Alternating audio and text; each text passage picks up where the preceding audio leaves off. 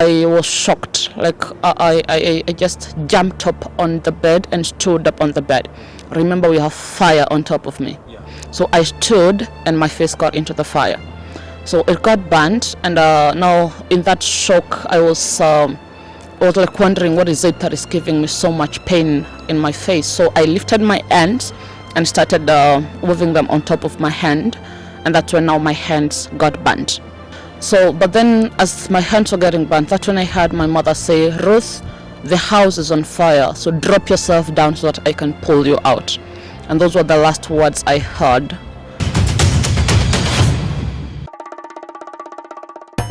Hello guys, hope everyone is safe wherever you're watching this video from. Now is yet another video here katika kipindi maalum cha makala ya story yangu, and of course today we have an amazing story kutoka kwake Ruth. Lakini before that guys, I will want you to subscribe to this channel and turn on the notification bell so that you become ama ukue moja wa team Joss. And without wasting more time, nataka tu introduce our guest today. Welcome. Thank you. So I would like kwanza uweze kujitambulisha kwa majina yako. Unaitwa nani na umetokea maeneo gani, Ruth? All right. My name is Ruth, or Princess Ruth. That is the one I'm commonly known with. I'm from Meru, 21 years old, but currently staying in Ruiru, studying at Zetech University, and in my year 2. Yeah. Which course are you taking in Zetech? I'm taking a Bachelor of Science in Health Systems Management. Wow. My story began like when I was 11 years old, but I was simply born in 2000. I had a very jovial childhood all the way to 11 years old. I was okay until now on Sunday, 23rd of January 2011. That is when the accident occurred. I had a terrible fire accident, which led me to being in a coma sort of for weeks. And during this season of the coma, I woke up to actually realize that I've lost my memory, but I didn't realize it then. It took some time, like years, because all along I had other things to worry about. So my memory was the last thing I actually worried about. Sorry to cut you short. It was a fire accident. Yeah. Let's say our house caught fire and I happened to be inside and so sick. So I was still asleep and I didn't wake up. People tried waking me up, but I couldn't. So it was like my niece, my nephew, all of them got burnt trying to wake me up. That day I had come home so sick after church, so I just went and slept. So now, having been sick, it was malaria, and now the effect of the smoke coming from the burning house, I lost my consciousness completely. Where was your parents at that time? They were still in the house, but then, the fire started from a very small boy's room. It was like, I think 5-6 years old, so small, but no one knows what happened. The thing we realized was that the house had caught fire. So the problem was, at first he tried switching off the fire himself. Remember, he's so small. He just woke up to find his bed and his house on fire. Because our houses were wooden and they were quite old, because now you can imagine the houses that were built back in 1980s having now been there for like 30 years or so, now catching fire. That would be... Alright. So the small boy tried switching off the fire himself, but he couldn't. So when he realized he couldn't, that's when he rushed out. I was sleeping with one of my nieces, so he tried waking us up. So my niece heard him call and she rushed out. But then she tried waking me up. So as she tries waking me up, my nephew runs to call our parents who were in their room studying. I think they were studying the Bible or something. So it was a different room from yours? Eh? Yeah. So we had a very big house. It was like 13 rooms, and then it was built in a manner that it has an empty space at the middle. So the houses were round. So zimeshikana zote, like we only have one door on one side and the other side, but the house was just one building. Only in the middle we had a space, for basking and all that. So ours was on one corner, and then our parents' houses were on the other corner. So he left and went to wake them up. Then my niece tried waking me up, but she couldn't. And by the time when she saw the fire has almost gotten to where she was, she rushed out. That's when my mother came, and they tried waking me up by recording here. Now I had lost it completely. So my mother called and called and called, and I couldn't. So finally she had no other option than to slither below the door. The fire was up, and in the room that I was sleeping, the fire had already burnt the iron sheets. It had already started burning now the clothes that were hanged around. It was coming down, and my mother slithered under the door to the room that I was in. So when she got in, she tried calling me so much, and finally I heard a voice, but from very far, very far. So I was shocked. Like I just jumped up on the bed and stood up on the bed. Remember, we have fire on top of me. Yeah. So I stood, and my face got into the fire. So it got burnt, and now in that shock, I was like wondering what is it that is giving me so much pain in my face. So I lifted my hands and started moving them on top of my hand, and that's when now my hands got burnt. And did your mom know that you were sick at that time? Like, Yeah, they knew. Yeah. So, but then as my hands were getting burnt, that's when I heard my mother say, "Ruth, the house is on fire, so drop yourself down so that I can pull you out." And those were the last words I heard. Now, and before fainting again, so I lost my consciousness again and fell, and she pulled me out. So I didn't realize anything else that went on from there until later when we got out from the house. I don't know, now it was so cold, like our home is so cold now due to the cold wind and all the things going around. I woke up only to find myself in so much pain on my face and my hands. Everything was really hot and burning, and the sensations were just killing me, I must say. But I had some few neighbors who helped me in cooling one way or the other, some water, some weed, and all that. But luckily, we happened to have one of our neighbors whose son knew how to drive, and luckily the dad had the car. So he just put me on his back, ran to his home, put me in the car, and we rushed to the hospital. So when we got to the hospital, the last thing I remember was now the nurse cutting off the blisters from my hand and my face, and the pain of the injection, maybe the tetanus or something. That was the last thing I had, and I lost it again. So from there, I wasn't able to wake up again for weeks. I remained asleep for weeks. I don't remember exactly. But now when I woke up, I couldn't see. My face was so swollen, I couldn't see anything. And I couldn't even hear so clearly, but I could hear the movements of people and people talking. Sorry. And I recovered slowly. But then I started hating everybody around me. Like the doctors who were helping me, like do the exercises in all my fingers so that they would heal properly. So allow me to ask this: why did you hate them? Maybe. First of all, it's the pain. Remember, I'm just an 11-year-old kid, so young, and I'm going through this much pain. Was I don't know what to call it, but I don't know if it's traumatizing or something. But now, because especially when the doctor had to do like now the exercises and the massages every morning, and my hands would bleed so much. At that point, I always felt like I'd kill them, honestly, because I hated seeing blood spilling out from my fingers, and then I hated the pain of being washed every morning. And sometimes I actually wished I never woke up until I got healed, but then that was impossible, so I had to bear the pain. I remember swearing to my mother so much every morning when I woke up that when I get out of the hospital, Mama, I'm gonna kill myself. I don't have a reason to live anymore, because if this is the pain that I'm gonna live in, then I'm gonna kill myself. And times she would keep encouraging me and telling me, you can't die, Ruth, you can't kill yourself. And I'm like, no, I have to die. At that time I was so young, and the only thing I knew was like, now, ile kujirusha kwa maji or hanging yourself. So those were the things I would threaten her with.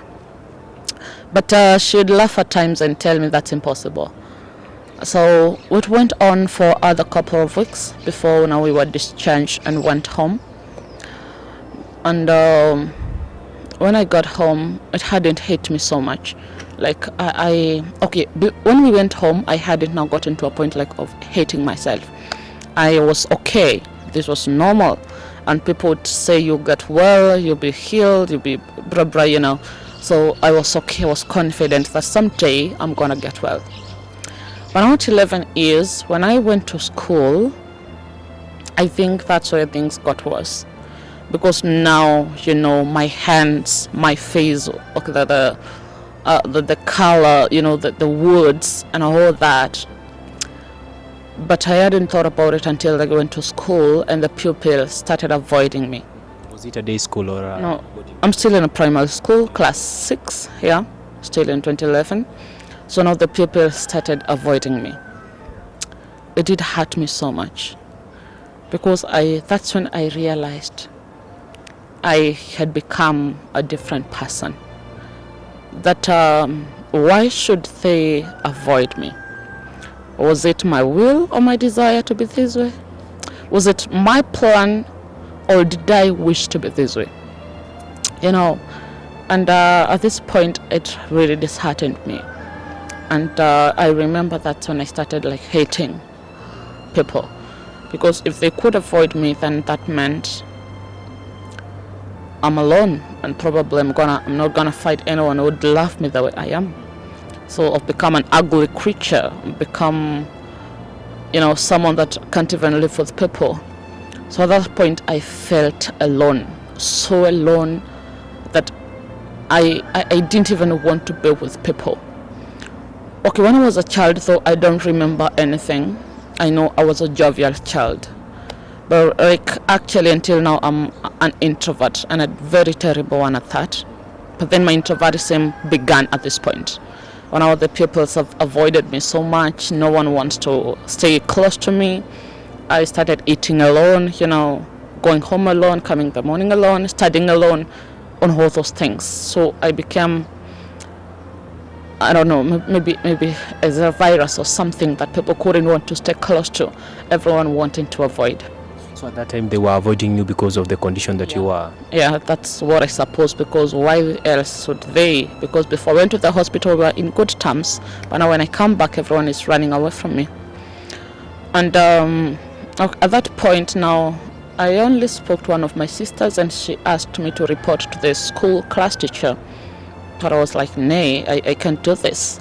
So I kept it all to myself. And I started now suffering from within, a pain that I couldn't reveal to anybody else, a pain that I couldn't tell to the world, because I'm alone. What makes me so sure that if I report this to my teachers, that they will not still hate me? Just you like tell this. Maybe your mother or your dad? No. So was it like, I mean, hakukuwa na any relation between your mother and you? Not I don't know. Okay, like let's just say I felt like nobody would understand me, including my very mothers and my very sisters themselves. And again I felt like why couldn't they realize that I'm going through a hard time and help me? Why couldn't they realize I'm a child and help me? So I hated them too, because they were adults, so they should have realized that I'm going through a tough time and be there to help. But then when this case happened in school, I ended up like hating everybody, and I felt like no one would ever understand me. And I started living alone. And that's when my introversion began. At home I don't talk to people, at school I don't talk to people, so I'm alone. It's me and myself.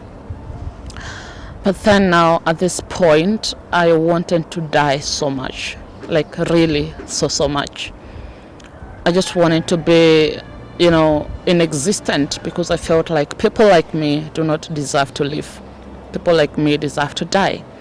But then whenever I start to think, I felt like I don't just deserve a normal death.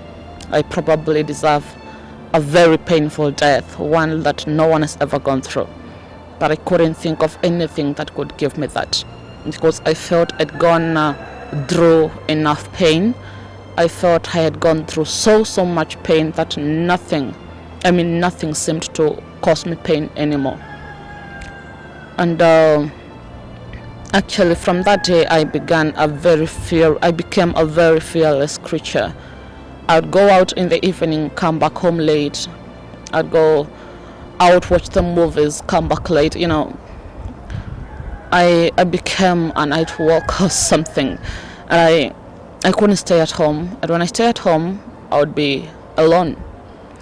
But then I developed a strategy of hiding my problems, such that when we are with a family, I could be just a normal kid, but when I'm alone, that is when I start regurgitating everything and remembering all my troubles and the kind of a person that I am.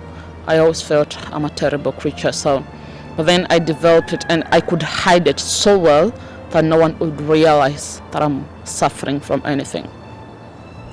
And it went on that way until now I started trying to devise ways to kill myself. I remember at times I would lock myself in the house, hit myself so much.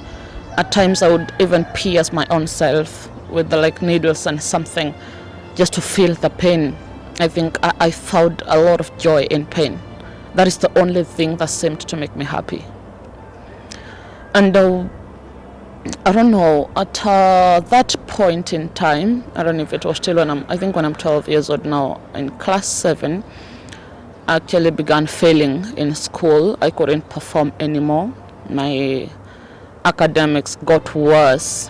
And I remember one time we were canned so much, so much. But it didn't help either. So that is when now I got introduced. I don't know if I should say I got introduced. I introduced myself because I was the one that would watch these pornographic movies from one of my brother's phones. And this was the brother that would go out with, watch movies and then come back home late. At that time, how old were you? 12, I think 12 years old, yeah. So at 12 now I started watching these pornographic movies. And I could at times take my brother's phone, run away with it, just to go and watch them. At some point even tried to safeguard it by putting on a password, but then I don't know, even he doesn't know how I got to know the password, and maybe he doesn't even know that I knew the password. Allow me to ask this, were the pornography videos downloaded or you are checking them from the site? No, okay, I didn't know much about the site, but he had them on his phone. He had someone maybe sending them to him, they were already downloaded around his gallery. So all I would do was to go and watch them. And I watched it so much that at some point in time my body started reacting to it. Remember, I'm still young, but then my body started reacting to it. But I didn't understand if it was my body reacting to it. It was like something I couldn't get. I didn't understand anything. So at that point, no. So at that point of time, I was so angry. Yeah, I was so angry by the reactions I was feeling in my body, because at times I'm not even in even watching, but then there are those feelings and sensations from my body that I hated so much. And at times I didn't know what to do about it, because at that point of time, I wasn't informed, so I didn't know what exactly to do about it. And I remember one time I got so angry, and I wanted to die so much, because even these things were getting me so angry. At that point in time, something very small would get me really angry that I could kill someone. And I've seen people bleed because I did something to them, and I'm like, wow, this is what you deserved. And so I remember one day I took something, I don't remember what it was exactly, and I was so angry that I pushed it inside my womanhood. I felt like I needed to die this way, the pain, because that is the only thing that gave me joy. So I pushed it in, but when I felt that the pain, I stopped.